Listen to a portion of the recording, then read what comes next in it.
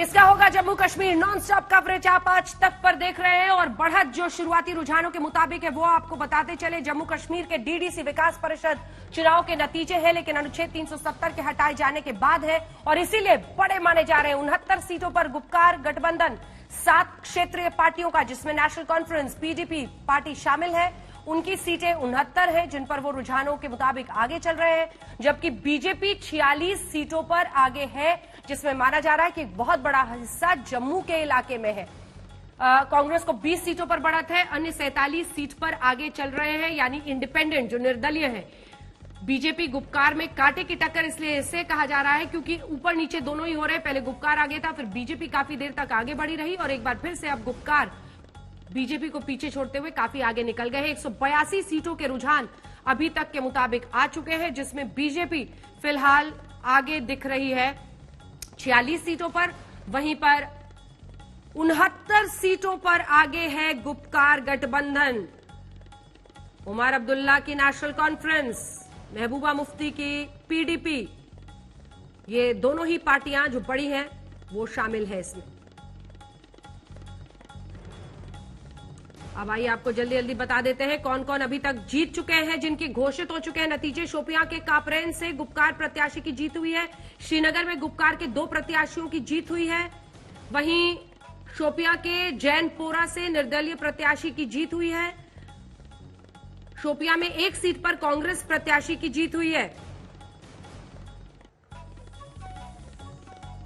DDC चुनाव के परिणाम ये हैं जो हम आपको बता रहे हैं। श्रीनगर से भी नतीजे आ रहे हैं, एक एक करके श्रीनगर के नतीजे में जल्दी से आपको लिए चलते हैं। रविंद्र रैना हमारे साथ, अध्यक्ष जम्मू कश्मीर बीजेपी के, जुड़े हुए हैं। हमारे साथ अश्विनी कुमार वरिष्ठ पत्रकार, आशुतोष जी वरिष्ठ पत्रकार, संगीत रागी हमारे साथ राजनीतिक विश्लेषक के तौर पर जुड़ रहे हैं और प्रेम शुक्ला जी हमारे साथ जुड़ गए हैं, प्रवक्ता भारतीय जनता पार्टी के। इससे पहले कि हम अन्य लोगों के पास जाए, रविंद्र रैना जी, आप श्रीनगर के मद्देनजर एक नतीजा, क्योंकि हम उसके कंफर्मेशन का भी इंतजार कर रहे हैं, जिसमें आप बता रहे हैं कि एक सीट पर बाल्मा से श्रीनगर में एजाज हुसैन आगे हैं, जीत की तरफ बढ़ रहे हैं। राणा साहब। जी अंजना जी, जो श्रीनगर की बलहामा सीट है, इंजीनियर एजाज हुसैन जो भारतीय जनता पार्टी के युवा मोर्चा के राष्ट्रीय उपाध्यक्ष है, उनकी जीत हुई है और अभी कंफर्मेशन लास्ट आना बाकी है। लेकिन मेरी अभी आपके बोलते बोलते आपको 1 सेकंड टोक रही हूं सर, क्योंकि अभी तक के रुझानों के मुताबिक एक बार फिर से तस्वीर पलटी है। मैं आ रही हूं आपके पास, फिर से तस्वीर पलटी है और बीजेपी आगे निकल गई है अभी तक के रुझानों के मुताबिक, जिसमें 66 सीटों पर अब बीजेपी आगे है। गुपकार गठबंधन 62 सीटों पर आगे है। वहीं कांग्रेस आप देख रहे हैं 25 सीटों पर आगे है, यानी एक बार फिर से मामला पलट गया। 70 सीटों पर अन्य जो है, जो निर्दलीय उम्मीदवार है, वो 70 सीटों पर अभी तक के रुझान के मुताबिक ठीक 1:01 पर आगे चलते हुए दिखाई दे रहे हैं। यानी आज 1 बजे के आसपास जब आप देख रहे हैं, देखिए पोस्टल बैलेट से ये वोटिंग हुई है, इसीलिए गिनती में वक्त लग रहा है। शाम तक तस्वीर पूरी तरह से साफ होगी, लेकिन 280 कुल सीटें हैं जिनके ये रुझान सामने आ रहे हैं और अभी तक के रुझान के मुताबिक बीजेपी 66 सीटों के साथ आगे पहुंच गई है। रविंद्र रैना जी, अपनी बात पूरी कीजिए। जी, जम्मू संभाग के अंदर भारतीय जनता पार्टी के पक्ष में प्रचंड लोगों ने वोटिंग की है। भारतीय जनता पार्टी लगभग अधिकांश सीटों पर बड़े मार्जिन से इस समय लीड कर रही है। वहीं कश्मीर घाटी के अंदर भी श्रीनगर की बलहामा सीट से भारतीय जनता पार्टी के उम्मीदवार ने निर्णायक बढ़त बना ली है। इंजीनियर जो एजाज हुसैन है, युवा मोर्चा के राष्ट्रीय उपाध्यक्ष हैं, उनकी निर्णायक इस समय बढ़त श्रीनगर की बलहामा सीट से हुई है। वहीं उत्तरी कश्मीर के अंदर आप गुरेज की दोनों सीटों पर बीजेपी की इस समय निर्णायक जो है वो इस समय लीड है। कुपवाड़ा के अंदर और बारामूला में भी बीजेपी 2-2 सीटों पर आगे है। शोपियान के अंदर भी बीजेपी 1 सीट पर लीड कर रही है और अनंतनाग में भी हम लीड कर रहे हैं। भारतीय जनता पार्टी को कश्मीर घाटी में भी बहुत हद तक हमें समर्थन मिल रहा है। जिस प्रकार के इस समय रुझान हमारे पास आ रहे हैं, ये बहुत जबरदस्त परफॉर्मेंस है भारतीय जनता सुनील जी पार्टी भट्ट भी का हमारे साथ कश्मीर में। जुड़ेंगे, तो ठीक है मैं आ रही हूँ सर। एक सेकंड जल्दी से अश्विनी कुमार, क्या कौन कौन से आप श्रीनगर के इलाके की जल्दी से बात कर लें? क्या यहाँ पर बीजेपी आगे चल रही है कुछ सीटों पर, जैसा कि वो दावा कर रहे हैं? रविंद्र साहब, जैसे जैसे नतीजे आएंगे हम भी दिखाएंगे, कंफर्मेशन का इंतजार कर रहे हैं। सुनील जी भट्ट भी हमारे साथ जुड़े तो फौरन उनको लाइएगा। बताइए अश्विनी कुमार।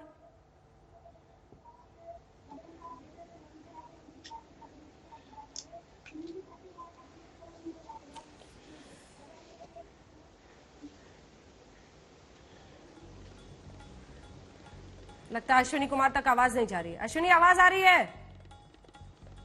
आपको बता दें जम्मू क्षेत्र में 62 सीटों पर ब्रेकअप आ गया है, जिसका इंतजार आशुतोष जी भी कर रहे थे। देखिए 62 सीटों पर बीजेपी आगे है, 15 सीटों पर, फुल फ्रेम काटिए ग्राफिक्स को, 15 सीटों पर गुपकार आगे है वहां पर जम्मू में, 15 सीटों पर कांग्रेस है। जम्मू और श्रीनगर क्षेत्र को हमने दो हिस्से में अब कर दिया है ताकि तस्वीर साफ हो सके। और ये देखिए कांग्रेस यहां भी 15 सीटों पर आगे है और अन्य निर्दलीय जो आप देख रहे हैं वो यहां पर 28 सीटों पर आगे है। यानी श्रीनगर में भी एक बहुत बड़ा हिस्सा है निर्दलियों का जो आगे चल रहे हैं। ये हो गई जम्मू क्षेत्र की बात। फिर श्रीनगर की भी जैसे तस्वीर आएगी हम अपडेट लेंगे। सुनील जी भट्ट को भी एक बार जोड़िएगा ताकि सीट वाइज अगर वो कुछ जानकारी हमें दे सके। अब हम आपको दिखा रहे हैं कश्मीर क्षेत्र में बीजेपी 4 सीटों पर आगे है अभी तक। जो देखिए जो कंफर्मेशन के साथ खबरें आ रही है वही हम बता रहे हैं, इसलिए आपका आंकड़ा इससे आगे हो सकता है। रविंद्र रैना जी, थोड़ा सा इंतजार करना होगा। गुपकार 47 सीटों पर, कांग्रेस 10 सीटों पर, अन्य पर 42। पीडीपी, एनसी और कांग्रेस की तरफ से अगर कोई प्रवक्ता हमारे साथ शामिल होगा उसको भी हम चर्चा में शामिल करेंगे। लेकिन फिलहाल गुपकार की परफॉर्मेंस कश्मीर क्षेत्र में बहुत आगे है बीजेपी से, बहुत आगे, 4 वर्सेस 47। वहीं जम्मू क्षेत्र में आप देख रहे हैं 62 होना, 15 गुपकार का। जल्दी से आपसे कमेंट इस पर ले लेते हैं आशुतोष जी। ये क्षेत्रवार तरीके से हम देखें तब तो अलग है, लेकिन शाहनवाज हुसैन साहब हमारे साथ जुड़ गए हैं। एक बार शाहनवाज जी के पास सीधे चलते हैं। शाहनवाज हुसैन साहब, आपने कश्मीर में दिसंबर के महीने में उन ठंड वादियों में बर्फ का मुकाबला करते हुए पार्टी का काफी झंडा बुलंद किया था। आज जब डीडीसी चुनाव के नतीजों का दिन है, किस तरह से देख रहे हैं आप इसे? क्योंकि जम्मू क्षेत्र में तो जबरदस्त परफॉर्मेंस आपकी दिख रही है, लेकिन घाटी में 4 आउट ऑफ 103।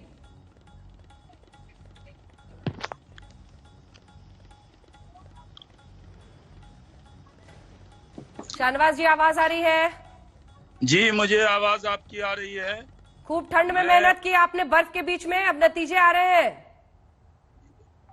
देखिए अभी मैं आज आपको खुशखबरी दे रहा हूं, हम बढ़त नहीं है। हमारे उम्मीदवार इंजीनियर एजाज हुसैन यहाँ श्रीनगर में जीत गए हैं। वो 801 वोट से जीत गए हैं, उसका ऐलान हो गया है। ठीक है, श्रीनगर में एक सीट पर कब्जा करके जबरदस्त खुशी। शाहनवाज हुसैन साहब, देखिए कभी ना हम लोकसभा यहाँ खाता खोला, ना हमने विधानसभा में खाता खोला। हमारे खिलाफ सारे इकट्ठे हो गए, गुपकार गैंग बना लिया। लेकिन हमने आप पहले भी कहा था अंजना जी कि हम घाटी में कमल खिलाएंगे, और मुझे बहुत खुशी हो रही है कि कश्मीर घाटी में भी कमल खिल गया है। और भी जिले में, बडगाम में, अनंतनाग में, कुलगाम में। ब्रेकिंग खबर भी हम दिखा रहे हैं, श्रीनगर से बीजेपी के एजाज हुसैन की जीत हुई है, जिस जीत का दावा रविंद्र रैना, शाहनवाज हुसैन साहब कर रहे हैं। श्रीनगर से बीजेपी का खाता एक सीट पर खुला है। बीजेपी इसको प्रोजेक्ट करती हुई एक बड़ी कामयाबी के तौर पर, क्योंकि इन इलाकों में बीजेपी का आगे बढ़ना, बढ़त होना, खाता खुलना एक नई तस्वीर जरूर बयां कर रही है। अब शाहनवाज जी के साथ आशुतोष जी को दिखाइए। आशुतोष जी, श्रीनगर में एक काउंसिल में इस तरह से बीजेपी की जीत बड़ी मानी जाएगी। बलहामा सीट श्रीनगर में एजाज हुसैन की जीत हुई है। आशुतोष जी, अब एक सीट पर तो हमारे ख्याल से शाहनवाज भाई तो खुश हो ही सकते हैं, भारतीय जनता पार्टी भी खुश हो सकती है। लेकिन मेरा तो बुनियादी सवाल ये है कि अगर भारतीय जनता पार्टी इस बात का दावा करती है कि धारा 370 को हटाने से और लोगों ने गुपकार गैंग को रिजेक्ट कर दिया है, तो फिर सारी सीटों पर आपको जीत हासिल होनी चाहिए। कम से कम बहुमत की सीटों पर आपको बहुत बढ़त होनी चाहिए। मैं फिर कहना चाहता हूं, जम्मू कश्मीर के अंदर एक बड़ा आंकड़ा आप देख रहे हैं। अन्य जो इंडिपेंडेंट है उनकी संख्या आपके इस नतीजों के हिसाब से वो गुपकार अलायंस से और बीजेपी दोनों से ज्यादा है। इसकी कहानी क्या है, ये अपने आप में बड़ी दिलचस्प बात होगी समझना कि आखिर वहां पे इंडिपेंडेंट जो है वो भारतीय जनता पार्टी और गुपकार अलायंस कांग्रेस पार्टी जो एस्टैब्लिश पॉलिटिकल पार्टीज हैं उनसे ज्यादा क्यों और किस लिए है? हाँ। वो सबसे बड़ी पार्टी बनके उभर रहे हैं। बिल्कुल। ये महत्वपूर्ण बात, ये भी महत्वपूर्ण बात है अपने आप को। इसका मतलब ये है कि उनको ना तो भारतीय जनता पार्टी में बहुत ज्यादा दिलचस्पी है, ना ही उनको गुपकार अलायंस में बहुत ज्यादा दिलचस्पी है, तभी इंडिपेंडेंट जीतता है। ठीक है, एक रिस्पॉन्स लेते हैं शाहनवाज जी, जल्दी से इसका जवाब। आशुतोष जी, पूरे हिंदुस्तान में जिस तरह बीजेपी पर टिप्पणी करते हैं, तो कम से कम कश्मीर के चुनाव को थोड़ा ध्यान से देख लीजिए। कभी भी हम 1% या 2% वोट से आगे नहीं रहे। आप इसको बहुत कम बता रहे हैं, मुझे मालूम है आप इसको कम बताएंगे, लेकिन जो लोग कश्मीर की सियासत को समझते हैं उन्हें मालूम होना चाहिए कि हमने डेवलपमेंट के मुद्दे पर चुनाव लड़ा और लोग कहते थे खाता नहीं खुलेगा। पिछले विधानसभा में 1.6% और लोकसभा में 2.9% हमें वोट मिले थे, लेकिन कश्मीर वैली में हम 80 सीटों पर लड़े और जो निर्दलीय आपको दिख रहे हैं वो निर्दलियों में हमने 80 के अलावा बहुत 40 सीटों पर निर्दलियों को। आप जुड़े कहाँ से शाहनवाज जी? आज जम्मू कश्मीर में है या अगले इलेक्शन वाली जगह बंगाल पहुंच गए? कहाँ से? नहीं अंजना जी, पार्टी ने जिम्मेदारी दी कश्मीर वैली की। यहाँ खाता खोलकर डल से लेकर पहाड़ तक, तब दिल्ली लौटूंगा आपके पास, आपके स्टूडियो में आऊंगा, लेकिन 1 महीने से यही हूँ। और यहाँ पर बलहामा में वो सीट जो इंजीनियर एजाज जीते, वो मेरी पहली सभा वहाँ हुई थी। यहाँ लोगों को यकीन है, विश्वास है, यहाँ लोगों को नरेंद्र मोदी जी से प्यार है, उसी का प्रकटीकरण है, इजहार मोहब्बत है। जो जनता यहाँ हमें साथ दे रही है, इसको कम आका नहीं जाए, क्योंकि सारे आपने इजहार मोहब्बत कहा और आशुतोष जी खिलखिला पड़े। आशुतोष जी थोड़ा दिल बड़ा रखिए। आज कश्मीर में मैं तो सोचता था कि आशुतोष जी को बुलाऊं, अपनी सभा दिखाऊं, देखूं कैसे हिंदुस्तान जिंदाबाद हो रहा है, कैसे नरेंद्र मोदी जिंदाबाद हो रहा है। काश आशुतोष जी आते तो अपनी आंखों से देखते, अपनी निगाहों से नरेंद्र मोदी की मोहब्बत देखते, तो दिल इनका बाग बाग हो जाता। बट घाटी का ये जो मोदी जी को लेकर जो मोहब्बत है, ये घाटी के जो चुनाव नतीजे उसमें तो दिखाई नहीं पड़ रहा है। 140 में आप 1-2 सीटों पर अगर आप जीत भी जाएं, तो इसका मतलब ये होगा कि मोदी जी से लोग मोहब्बत करते हैं, इतनी मोहब्बत करते हैं कि उनको वोट भी नहीं देते।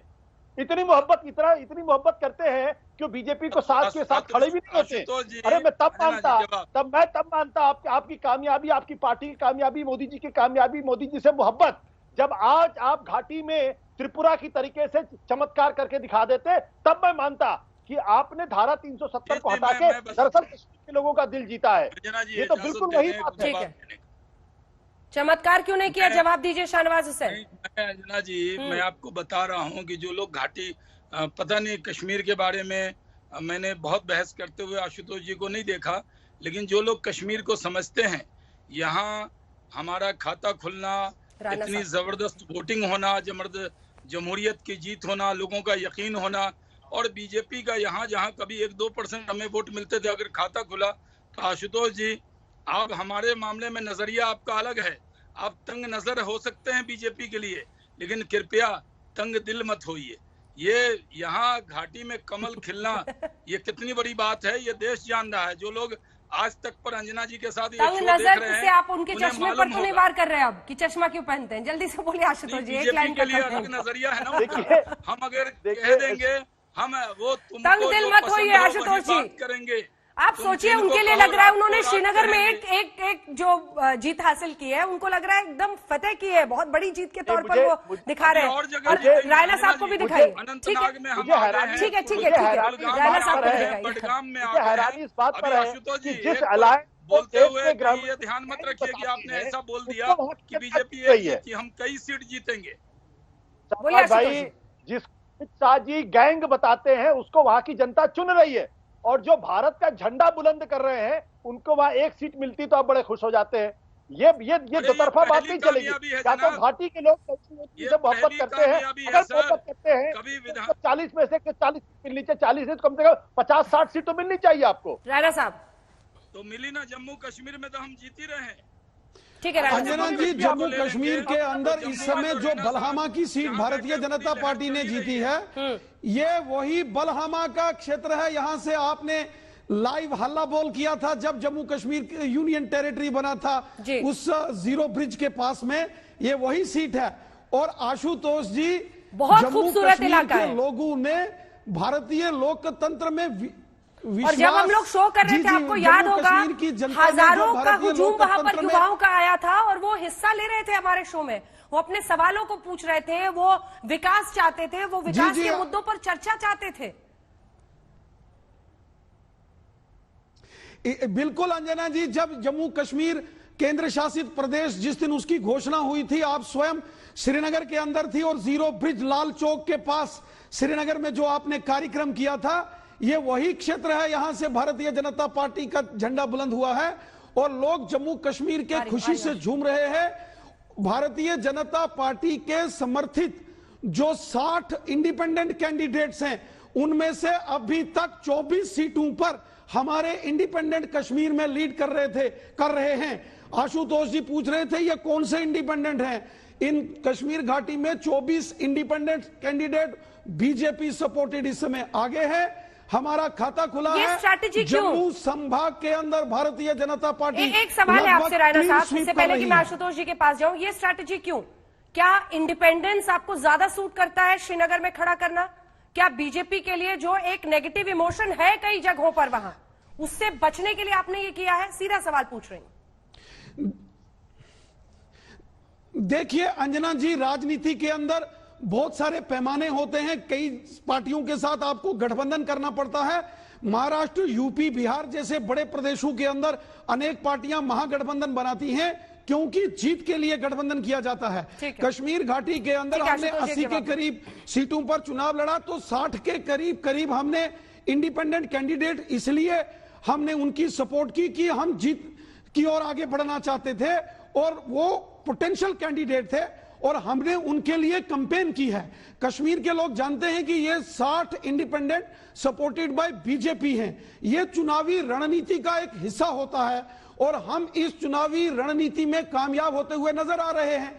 गुप्कार गठबंधन जो बना है, 7 पार्टियों का गठबंधन, वो भी तो इसलिए बना था कि वो वहां से जीत कर आना चाहते थे। किसका होगा Jammu Kashmir? Non stop coverage आप आज तक पर देख रहे हैं। आपके साथ मैं हूं अंजना ओम कश्यप। ये जिला विकास परिषद डीडीसी चुनाव के नतीजे जरूर हैं, लेकिन अनुच्छेद 370 के हटाए जाने के बाद है और इसीलिए पूरे देश की नजर है, कांटे की टक्कर है। लेकिन अभी तक के शुरुआती रुझानों के मुताबिक, अब शुरुआती नहीं आप कह सकते हैं, काफी सीटों के आ चुके हैं, जिसमें 62 पर गुपकार आगे है, लेकिन नंबर 1 की पोजीशन पर अभी बीजेपी है। 66 सीटों पर रुझानों के मुताबिक आगे चल रही है भारतीय जनता पार्टी। कांग्रेस 25 पर, वहीं निर्दलियों का आंकड़ा सबसे ज्यादा है, 70 सीटों पर वो आगे चल रहे हैं। कुल 280 सीटें हैं, कांग्रेस को 25 सीटों पर बढ़त है, 70 सीटों पर निर्दलीय को है। जम्मू कश्मीर डीडीसी चुनाव के परिणामों में आप देख रहे हैं और अब हम आपको कुछ नतीजे बता देते हैं। बीजेपी सबसे ज्यादा उत्साहित है क्योंकि कश्मीर घाटी में, श्रीनगर में, वलहामा में बीजेपी का खाता खुल गया है, जीत घोषित हो गई है एजाज हुसैन की। युवा मोर्चा के भी वहां पर अध्यक्ष हैं। गुपकार के 3, कांग्रेस के 1 प्रत्याशी की जीत हुई है। अब तक 7 निर्दलीय प्रत्याशियों ने भी जीत दर्ज कर ली है। जो जीत का आंकड़ा आ गया है वो भी हम आपको बता दे रहे हैं।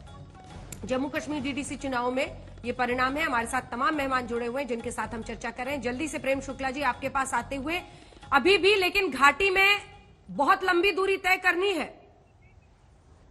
देखिए अंजना जी, घाटी में भी स्थिति देखिए कि जैसे हमारे रविंद्र राणा जी ने बताया, हमारे 4 प्रत्याशी आगे खुद चल रहे हैं और 24 जिनको हमने समर्थन दिया है। यानी जम्मू एवं कश्मीर में कुल मिलाकर 90 सीटों पर भारतीय जनता पार्टी और उसके अलायंस को बढ़त है। गुपकार अलायंस जो है कुल मिलाकर 62 सीटों पर बढ़त बढ़ाती है और ये 370 में संशोधन के बाद है। जब कहा जा रहा था 370 संशोधित कर दिया जाएगा तो जम्मू कश्मीर में कोई जो है तिरंगा उठाने वाला कंधा नहीं मिलेगा। वहां पर भारत माता की जय के नारे लगते हैं। अनंतनाग में आदरणीय शाहनवाज हुसैन जी की सफल सभा होती है, आतंकवाद के गढ़ में घुसकर सभा होती है। तो ये सारे संकेत स्पष्ट तौर पर दिखा रहे हैं कि अनुच्छेद 370 के संशोधन के बावजूद जम्मू एवं कश्मीर की जनता पूरी तरह से विकास के साथ खड़ी है। लोकतंत्र में उसने विश्वास व्यक्त किया है। जिहाद, लेकिन प्रेम शुक्ला जी, जिसे आप गुपकार गैंग बोलते रहे, जिसे आप गुपकार गैंग बोलते रहे, आज 62 सीटों पर बढ़त के साथ उसने आपको गुपकार अलायंस बोलने पर मजबूर कर दिया ना? नहीं, लेकिन उस गुपकार गैंग से भी देखिए, हमारी जो जब घाटी में कहते थे कि भाजपा का पत्ता नहीं चलेगा, वहां पर अगर 28 सीटों पर भारतीय जनता पार्टी के अलायंस को बढ़त है तो ये क्या संकेत दे रहा है? ठीक है, संकेत है कि भारतीय जनता पार्टी घाटी में भी अपने पैर पसारने में कामयाब है।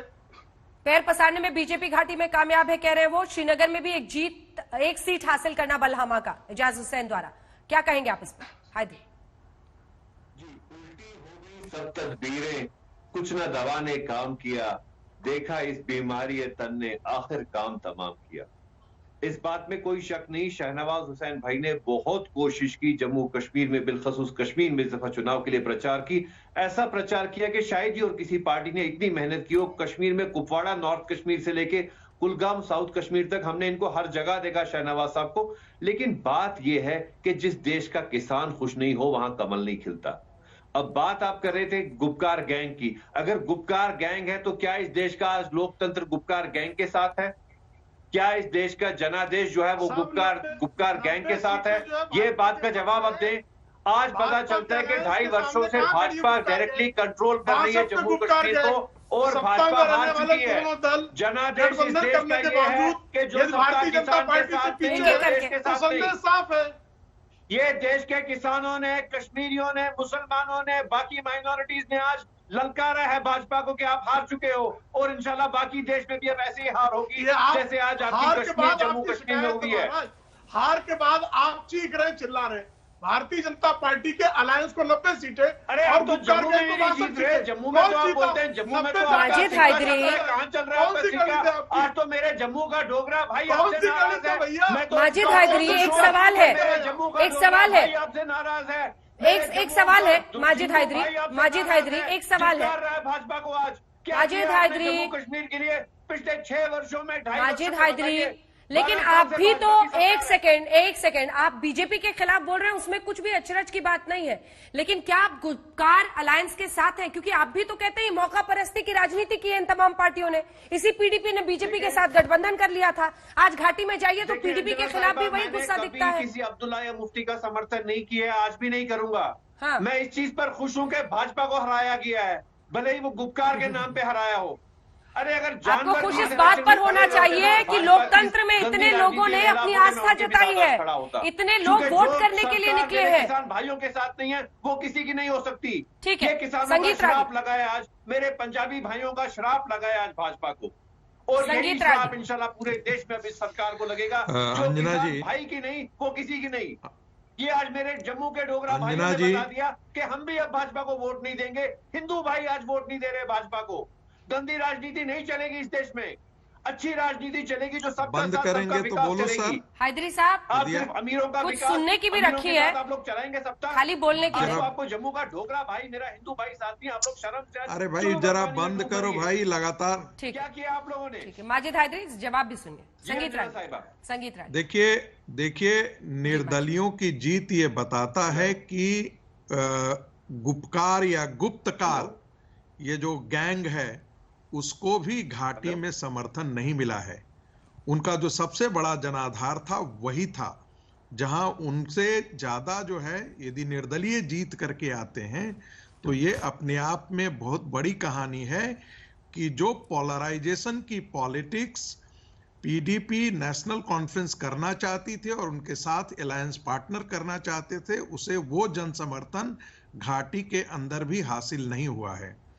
दूसरी बात मेरा कहना है, मेरे मित्र आशुतोष जी कह रहे थे कि भारतीय जनता पार्टी खुशी मना रही है। एक तंज था कि एक सीट पा करके, लेकिन साथ में उन्होंने जोड़ा कि जो भारत के झंडे उठाते हैं उनको एक सीट मिला, तो उन्हीं को यह बताना चाहिए कि भारत विरोधी जो झंडे उठाते हैं उनको इतनी सीटें कैसे मिलती हैं। ये उन्हीं को व्याख्या करनी चाहिए। और मुझे पता है कि उसमें इतना नैतिक साहस नहीं है कि वो सच की सच बोलने की हिम्मत करें कि ऐसा क्यों हो रहा है।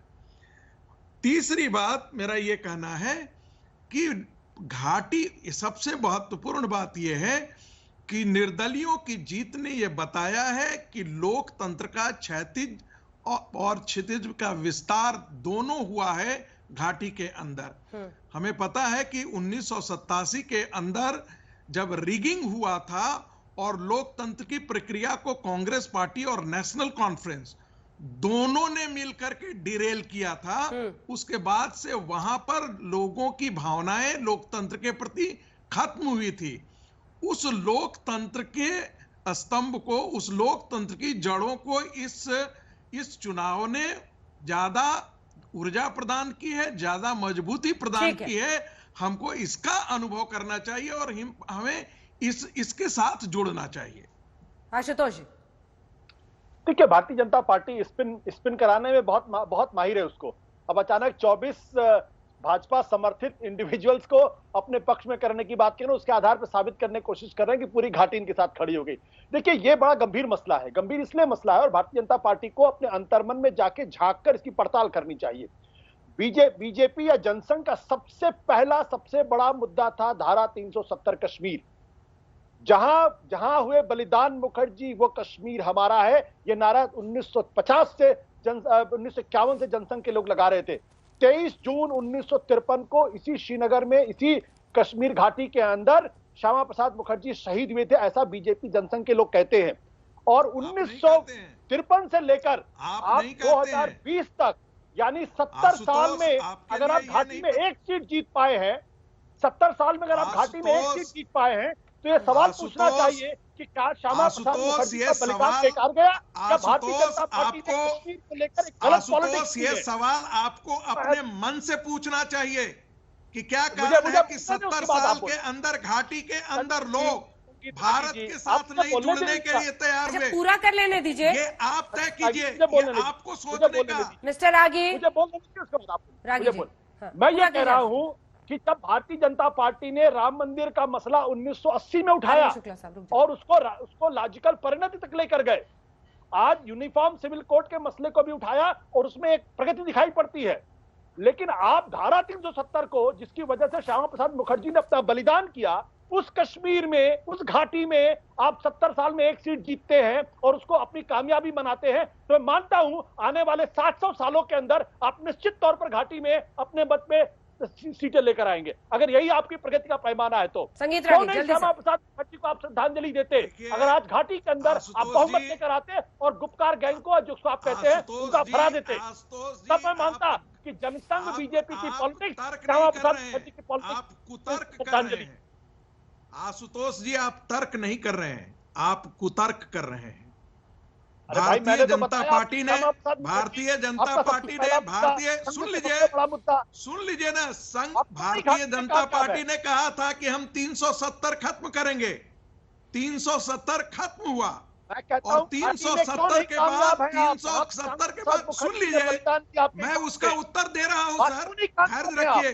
कौन सी पॉलिटिक्स कर रहे हैं आप? इसका मतलब आप कश्मीर को लेकर गलत पॉलिटिक्स कर रहे हैं। 5 अगस्त, अरे सर धैर्य रखिए, 5 अगस्त 2019 में 370 खत्म होता है और 1 साल की उपलब्धि ये है कि घाटी के अंदर नेशनल कॉन्फ्रेंस और पीडीपी का सुपड़ा साफ नहीं होगा, लेकिन वह एक मार्जिनल फोर्स होने की तरफ बढ़ रहा है। यह कोई साधारण उपलब्धि नहीं है। सामान्य द्वारा की जनता का, घाटी की जनता जो, अरे भाई आप बोल तो लेने दीजिए, मैंने आप में 10 सेकंड मुझे समय दीजिए। मैं आप ही के तर्क को आगे बढ़ा रहा हूं, आप ही के तर्क को मैं आगे बढ़ा रहा हूं, आप चिंता मत कीजिए। यह उपलब्धि है कि जो नेशनल कॉन्फ्रेंस और पीडीपी के बीच में प्रतियोगिता होती थी, वो दोनों एक साथ आने के लिए मजबूर हुए और इसके बाद जो निर्दलीय थे वो उनसे ज्यादा वहां पर आकर के खड़े हो गए। ये क्या आपको लगता नहीं है कि राजनीतिक जम्मू कश्मीर में, घाटी के राजनीतिक जमीन में एक आमूलचूल परिवर्तन हुआ है?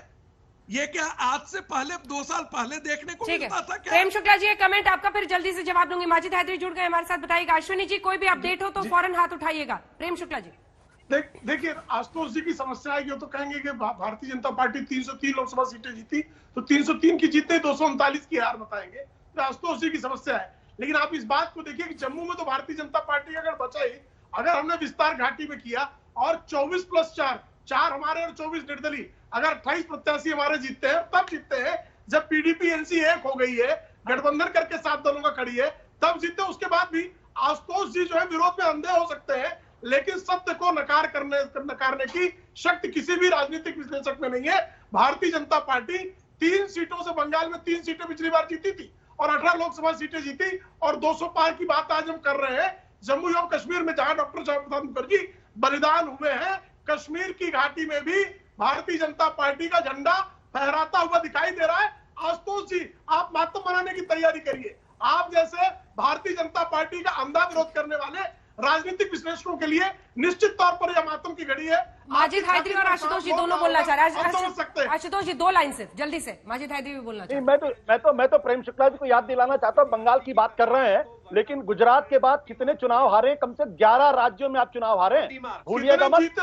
11 राज्यों में आप चुनाव हारे हैं, तो गिना दो आपको। कर्नाटक में आप चुनाव हारे, मध्य प्रदेश, राजस्थान, चुनाव हारे, हरियाणा में आप हिम्मत लेकर नहीं हारे, बना पाए, गोवा में आप नहीं बना पाए, झारखंड हारे, बिहार। आशुतोष जी बोल रहे हैं, माजिद हैदरी रुक जाइए। 11 राज्य, अब बोलिए माजिद हैदरी। 11 राज्य गिना दिए जहां बहुमत नहीं आंकड़ा नहीं ला पाए। और अगर आप बंगाल में जीतने से खुश है तो खुश रहिए, मुझे क्या है। आपको मुबारक, खुशी। माजिद हैदरी बोलिए। अंजना साहिबा, सबसे बड़ी खुशी की बात यह है कि जम्मू के डोगरा भाइयों ने, जम्मू के हिंदू भाइयों ने अब की बार भाजपा को वोट नहीं दिया। और भाजपा एक वैसे विद्यार्थी की आपका रिकॉर्ड तो एक ही जगह अटक के रह गया है। आपका रिकॉर्ड तो एक ही जगह अटक के रह गया है, एक ही बात रिपीट कर रहे हैं। कश्मीरी चरस चाल ली है। अरे भाई साहब, आपको धिक्कार दिया है जम्मू की जनता ने। छोड़िए कश्मीर वाले तो आपके साथ है ही नहीं, जम्मू के डोगरा भाइयों ने धिक्कार दिया आपको, क्योंकि 2.5 वर्षों से आपकी एडमिनिस्ट्रेशन ने जो भ्रष्टाचार किया, जो पब्लिक एलियनेशन की। अरे छोड़िए 370 को 35। बड़ी खबर इस वक्त आ रही है, एक बार जरा दिखा दीजिए ये नया। देखिए ये पीछे, अब बीजेपी काफी पीछे हो गई है 47 सीटों पर। एक सेकेंड 47 हो गया। रुकिए 47 पर बीजेपी आगे है और 81 पर गुपकार अलायंस आगे है। 21 सीटों पर कांग्रेस है, अन्य 55 पर हैं। यानी आप देख रहे हैं कितने उलटफेर इसमें हो रहे हैं। जम्मू कश्मीर में इस बार जिला विकास परिषद यानी डिस्ट्रिक्ट डेवलपमेंट काउंसिल के नतीजे हैं, लेकिन ये रुझान इसलिए इस बार महत्वपूर्ण है, ये चुनाव इसलिए महत्वपूर्ण है क्योंकि अनुच्छेद 370 के हटाए जाने के बाद ये हो रहा है। शोपियां के कापरेन से गुपकार प्रत्याशी की जीत हो चुकी है। श्रीनगर में गुपकार के 2 प्रत्याशियों की जीत अभी तक घोषित कर दी गई है। इस बार बैलेट पेपर के जरिए वोटिंग हुई है, इसलिए थोड़ी देरी हो सकती है। शोपियां के जैनपुरा से निर्दलीय प्रत्याशी की जीत हुई है। शोपियां में 1 सीट पर कांग्रेस प्रत्याशी की भी जीत हुई है। लेकिन हम इससे पहले की बहस की शुरुआत करें, के अग्रवाल साहब आप बोलना चाह रहे थे, लेकिन उससे पहले जल्दी से के शर्मा साहब बोलना चाह रहे थे। जल्दी से सुनील जी भट्ट से एक अपडेट ले लेते हैं वहां से। सुनील, जो बड़ी इंपॉर्टेंट पॉइंट्स आपको दिखाई दे रही हैं अभी तक के रुझानों के मुताबिक, वो जल्दी से हमारे दर्शकों को बता दें। बिल्कुल अंजना, मैं आपको बता दूं कि ये जो जिला विकास परिषद के चुनाव के जो वोटों की गिनती है वो इस समय जारी है। और जैसा कि पहले से ऐसा लग रहा था कि कश्मीर घाटी में जो है गुपकार गठबंधन को एज होगा, और वैसा ही हो रहा है। गुपकार गठबंधन के जो उम्मीदवार है लीड कर रहे हैं। और जम्मू संभाग की जहां तक बात है, यहाँ पर भारतीय जनता पार्टी का पलड़ा भारी है, क्योंकि जम्मू जो है भारतीय जनता पार्टी का गढ़ है। लेकिन साथ साथ में जो है जो निर्दलीय उम्मीदवार है, जो स्वतंत्र उम्मीदवार है, वो भी कई जो है सीटों पर आगे चल रहे हैं। दरअसल सीटों के आवंटन में भी काफी जो है पार्टियों के बीच घमासान हुआ, तो बागी उम्मीदवार भी चुनाव जो है प्रत्याशी के तौर पर लड़ रहे हैं।